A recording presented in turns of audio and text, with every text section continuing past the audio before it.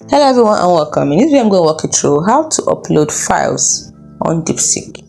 Now next time I want to upload files on Deepseek, how do we do it? It's quite simple. From the chat page, you just quickly click on the plus icon, and then you can, these are the files you can upload. You can upload an image, you can upload a document. So for now we can't upload a video. I don't think you can upload a video for now. So these are the two you can upload. Now the first one, where the camera is, means you just take a picture immediately and upload it.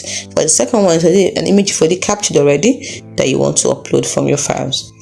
So you can choose the one you want to do, click on it, select the image and send.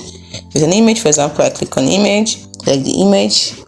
After selecting the image, then you click on add.